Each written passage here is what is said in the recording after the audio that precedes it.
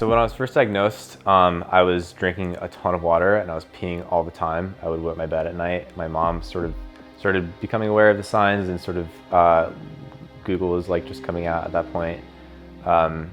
She was becoming very aware, like asking friends, like moms of friends, to watch me. And I woke up one night and I chugged 2 liters of water in under 5 minutes and just like proceeded to wet my bed that night. So after that, my mom made an appointment, yeah, I went to the doctor, and my blood sugar was 550 around there, which is just outrageously high. Like a normal range is between like 70 and 90 for someone without diabetes. Yeah,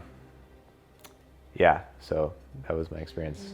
Yeah, I was the first person in my family to be diagnosed with type 1. My neighbor across the street just happened to be living with type 1, so his mom came over and just like helped my mom a lot in those early days.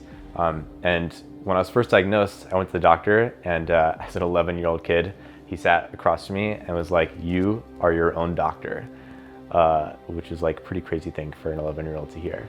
So that was a huge experience. And then also when I was first diagnosed, the doctors told me to eat 90 grams of carbs per meal.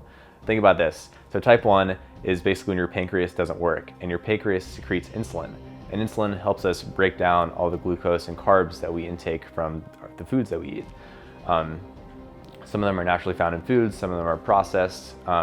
But when your pancreas doesn't work and you don't produce any insulin, the doctors are like, "Oh, so let's make you eat a ton of carbs and then just load you up with insulin."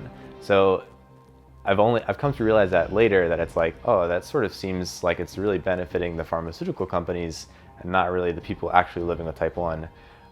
So I've since made a huge lifestyle change, and I generally eat pretty low carb.